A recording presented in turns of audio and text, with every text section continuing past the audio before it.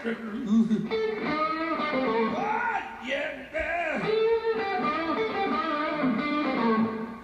gonna be all right.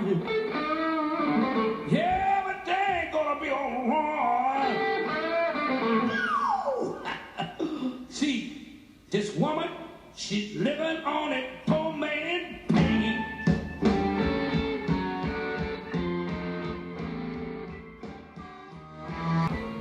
Bryan Lee, can you hear me?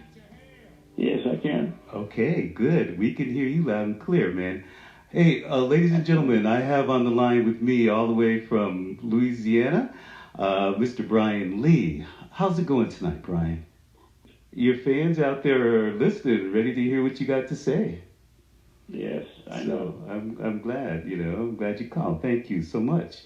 Well, let's see. I hope that you take care of yourself so that, the folks out there can hear you play and sing again like I know I always do whenever I get a chance to go to New Orleans. If I see Bryan Lee is playing somewhere, I'm going. That's nice. I appreciate that. It's true. So let's talk a little bit of your upbringing. You grew up in Wisconsin. Is that where you did? Yeah. Mm-hmm. The northeast part of the state, mm-hmm. right on Lake Michigan, about a little town called Two Rivers, which was 30 miles southeast of Green Bay, and if you keep following down the lake, you hit Milwaukee, and then you hit Chicago. So I was about maybe 150 miles from Chicago. And when did you venture off to go into the Windy City?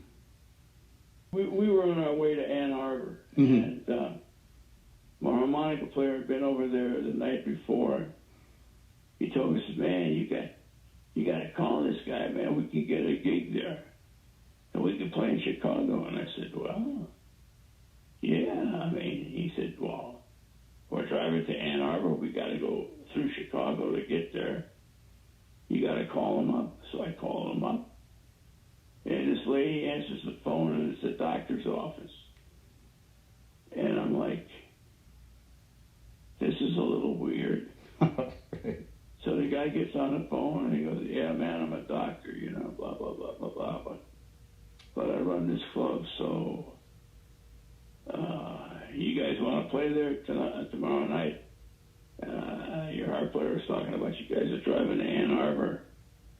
So he said, you want to play there tomorrow night? And I said, yeah, we can. I mean, it'll work out okay. Mm-hmm. He said, great. Kingston Mine. Oh, the Kingston Mines. Yeah, it's still going strong. Yeah. Mm-hmm. So, anyway, I said, well, what kind of money, Doc? What kind of money can we make? He goes, well, how many guys have you got? I said, well, I got 5 guys. He goes, well, let me see here. I can pay you $30. And I said, $30 a man? He goes, no, $30. Oh, gee. So I said, I'm going to have to call you back. Mm-hmm. So I pitched it to my guys, and they were all like, well, it gives us a chance to play in Chicago, and, well, we're just driving to Ann Arbor anyway, so what's the difference? We make an extra $30. We make money, extra $30 to throw in the gas tank. So wow. That was like my first introduction to Chicago. Oh, wow. In Chicago, yeah. Wow. We're talking with Bryan Lee from his home in Louisiana. And so you actually lived in Chicago for a while, didn't you? Not really. I mean, I had some friends that I stayed with for about a month, but it was just too hectic. So I set myself up in Milwaukee because it just wasn't as hectic. Well, being a blind person, you almost always have somebody with you, right? Well, You're not going to tell me these stories like Snooks England used to tell me he used to drive, drive a car. Snooks England is full of it. He didn't drive. I mean, his wife drove, his guys and his man drove, and that's the same thing with me. You know, I mean, I was married at first, and then I wasn't married, so I lived by myself in Milwaukee for about 13 years before I moved down to New Orleans.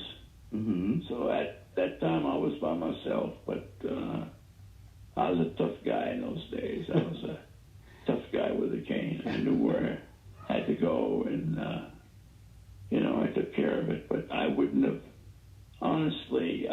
taken Chicago on by myself. Yeah, it's a tough place. A little bit rough, you know. No doubt, no doubt. In case you just joined us, folks, we're talking with Bryan Lee. He's got a new CD out, and we're going to be talking about that in a minute. But it's very nice for him to call in and talk to us about himself and his life and his career. There is. You've been in New Orleans for a long time now, though, right? Yeah, I left. Let's see, January 2nd of 1982. Mm-hmm. And I got there on the 4th. And interestingly enough, we got there about 8 o'clock at night. And 2 hours later, we set up and played a gig. Wow. At a place called the Blue Saloon. Uh-huh. And that was the beginning. Wow. Well, Bryan, I want to talk to you about the old Absinthe House. My best story about that is that one night I was down Bourbon Street, and it was when I first had come to town, and I never knew really where to go. So I was walking around Bourbon Street, and I went by this place, and I heard this music coming out of there. And it was you, and I said, I got to go in here. I heard you, but not only was it you, but you had the Tower of Power horns sitting in with you that night, That was a long time ago, brother. We were very, very fortunate in that when a lot of the big name groups would come into town and, they would end up their shows by midnight. They wanted somewhere to go. They would always come by us. Mm. And that really means a lot to me. Same with B.B. King's band. Mm-hmm. He would come into town at the Fairmont Hotel and play the Blue Room mm-hmm. for like 3 weeks. And, those guys just would be down there every night with us, sitting in and everything. And I think one of the most exciting things for me was Hank Ballard. Mm. Was at the Blue Room for like about 6 weeks. And his band started coming down, and we went to see him on our night off, and it was such a great show. And I got to meet him, and it meant so much to me because he's the guy that invented the twist, and he had so many good records. Mm-hmm. And he came down to our club, man, and he sat in with the band, and I got a chance to sit out in the audience and observe it. And I thought to myself, just think, Hank Ballard's singing with my band. Right. And he loved it. He just loved it. And the Midnighters were no slouch themselves, No, they were not. No. Wow. And he carried this singer, female singer with him too, that just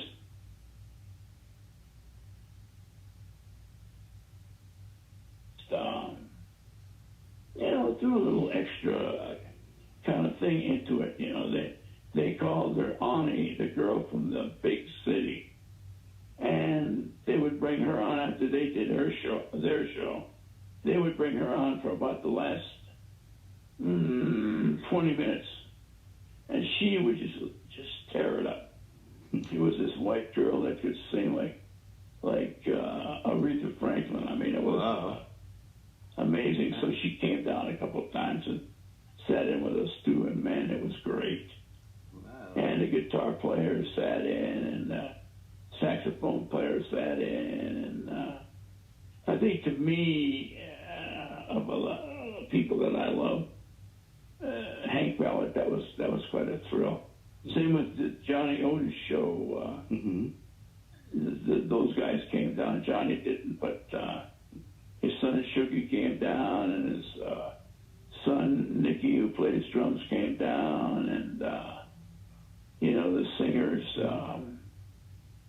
It was really.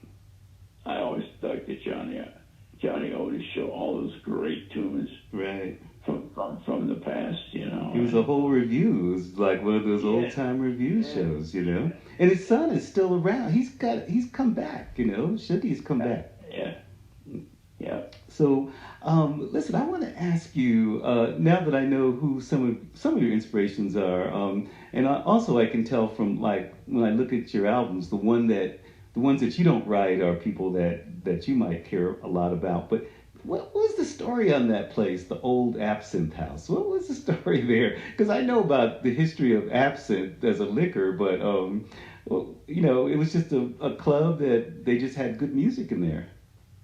Yeah, well, it started off. It was the oldest continuous running bar in the country.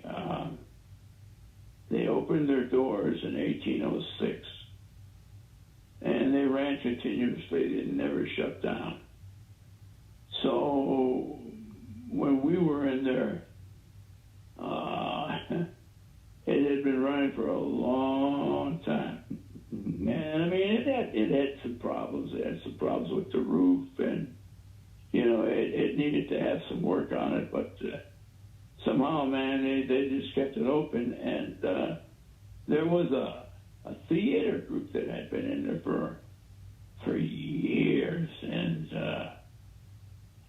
they just kind of one day, at the time, one of the guys that was one of the owners just decided that the theater group was great, and having that show every night was great, but it was monotonous, and I want some live music. And a gentleman by the name of Luther Kent got in there with his band Trick Bag, and that kind of started it. Okay. So you would alternate shows with him, like, during the night? No, Luther got his own club down the street about a block, and so once he got his own club, then we got the gig full time. We worked at a few other clubs as well as the Absinthe Bar on Bourbon Street. We worked the 544 Club. We worked the Opera House, but the cool place was the Absinthe Bar. It certainly was. And when we finally got in there full time, I mean, it was like, it doesn't get any better than this. It was great. It was. You could just walk down the street. The thing was, you could hear the music right from the street, so you knew that if you wanted to go in, you knew what you were getting, which is really good. And it was top quality music compared to some of those jive bands that were on Bourbon Street, that catered to tourists. A lot of them they didn't rehearse like we did. We were serious. Well, and we every Wednesday afternoon we rehearsed, and most of the guys, they just never rehearsed. Right. Well, hey, listen, I want to tell you about something. I have a friend of mine here in town, great musician. Her name is Sally Towns, and she said for me to say hello to you. Yes, she said you would know her because she used to play down at the Seaport. I love that gal. All right. Oh, man, I had a thing for Sally like you wouldn't believe. Oh. She was such a sweetheart. And she's a great musician. I mean, she was a one-man band thing, but put that woman in a band. She's a great keyboard player. Mm-hmm. and a pretty good singer too. And Yeah. I mean, I know she left New Orleans. I know she went to Florida for a while, and I lost track of her. So she's in Albuquerque, New Mexico now. So we're lucky here because we get to see her play a few times around town. Plays, and we're just lucky to have someone like that here. But I just she have. Played the one-man band. Yeah, well, she usually has a guitar player with her, Greg Duffy, but she can do it. I mean, she's got the keyboards and everything to do it. Yeah. So we love Sally Towns here. We're lucky to have her here in Albuquerque.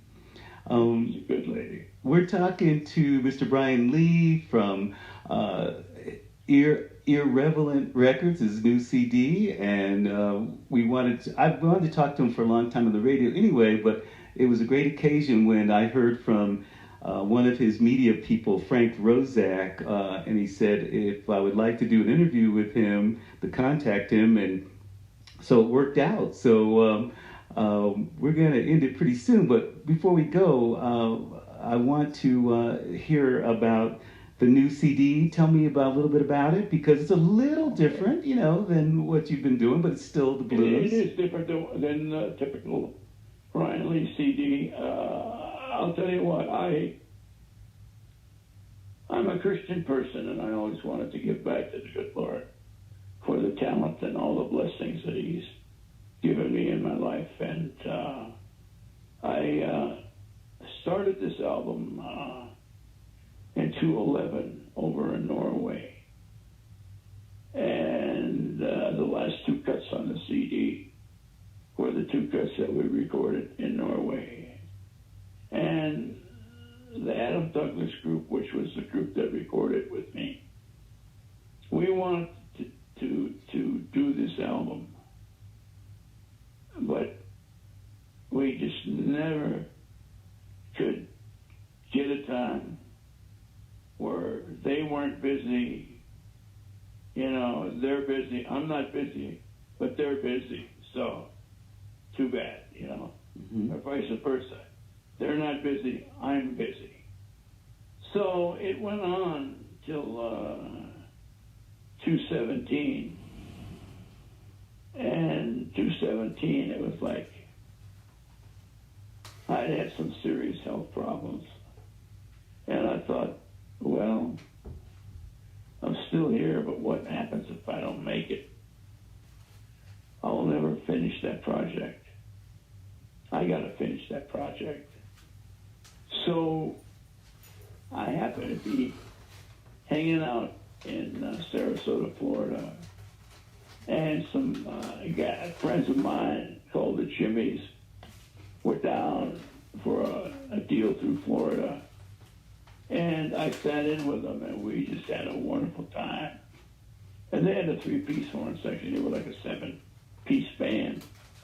And their sound man, Steve Hamilton, said to me, hey, man, I'd love to record you. I said, record me? He said, yes, I've got a very good studio up in Milwaukee. He said, it's called the Making Sausage Music Studio. And I kind of laughed, He said, yeah, well, he said, Milwaukee and sausage are, right. one of the same. He said, sausage and beer, And I said, yeah, okay, well. He said, really, seriously, I would like to record you. So I thought about who would I use. I wanted to use my bass player, but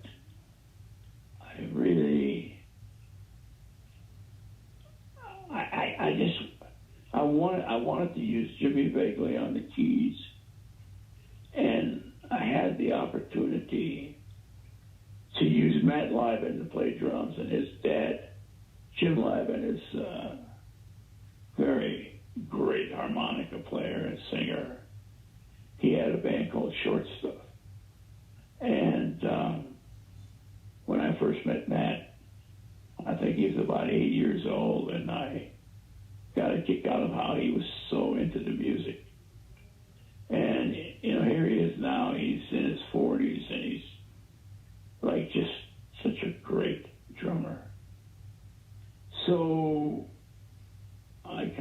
with Steve, we worked through this, and we used my bass player and my guitar player on some cuts.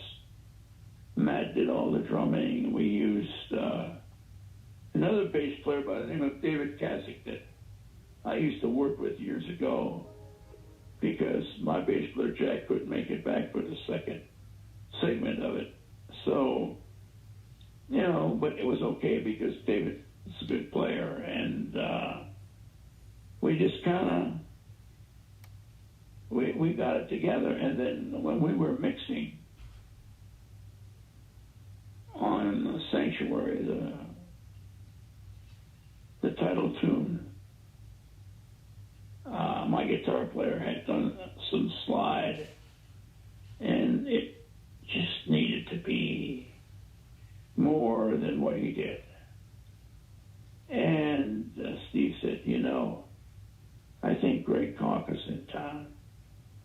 And Greg is this amazing guitar player that goes out and puts on clinics all over the world. And he called him up, and sure enough, he was home. So he came over with his dobro and sat down and played slide and really added a lot to the song. And then I think the biggest thing of all was my Liettes. And that was a lady by the name of Deirdre. She did all the voices. Great female singer. I mean, just, she could just break glass. Mm-hmm. And she did all those harmonies. Mm-hmm. So I smiled and said, it's Deirdre and the Liettes. We always used to kid about, well, the Liettes are in your purse right now. We don't want them to get into mischief, until it's time to sing. We had a lot of fun with that. But, oh man, she did such a great job. I think she really made that album work. Well, and the song Sanctuary was a prayer that was written by a dear blind friend of mine. And when I heard it, he wanted to know what I thought of it. And when I heard it, I heard a song. And I said, Richard, that could be a really great song. He goes, well, if you want to use it, you can. So I did. And I don't know, the good Lord just let me, into the melody that I use. And I thought it turned out really beautiful. The whole album is really good. It's like, I want people to know who I am. That's the thing. I'm not trying to point fingers at somebody and say, you better go to church or you're not gonna, you're gonna end up in hell. No, none of that at all. It's just, I think it's important for people, when you're someone like myself who's been around so long, that people find out what what's down deep inside of you. I've put out some pretty good albums, and I've written some good songs, but this one, this is the one for me. Well, Bryan, it's a different direction, but it's still blues, and it's still really good. And Bryan, it's like we've been talking for about a half an hour now, so I think I'm going to let the people hear some of this CD, because I've heard it, but I haven't had a chance to play it on the radio because just didn't have a chance to until tonight. So I'm going to let the people have a dose of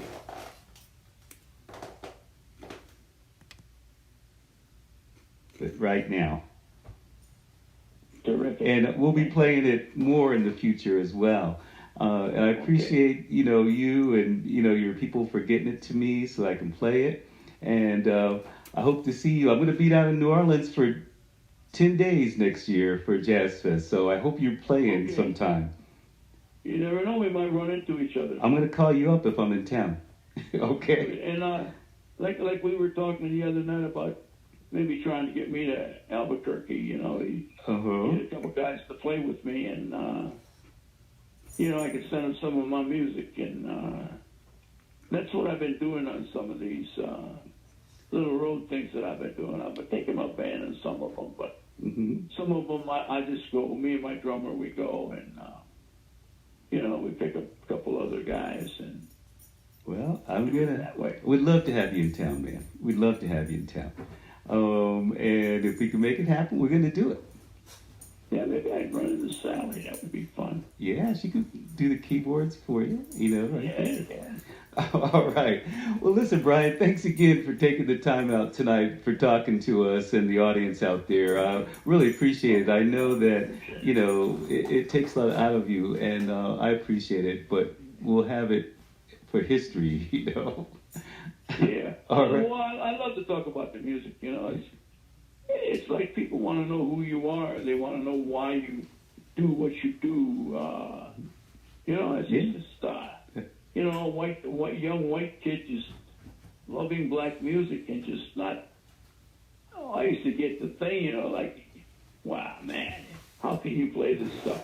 You're not black, and it's like, that is not what it's about. It's about the feeling. It isn't just okay. So maybe it's a black art form, but that doesn't mean that other people can't become involved in it. And I mean, just to be able to say that I always kidded with him. I'd call him Riley, B.B. King. Riley's his name, Riley B. King. Mm-hmm. And I always call him Riley, and I mean, and buddy guy. I mean, we're terrific friends, and Albert King was a friend of mine, and Freddie King was a friend of mine.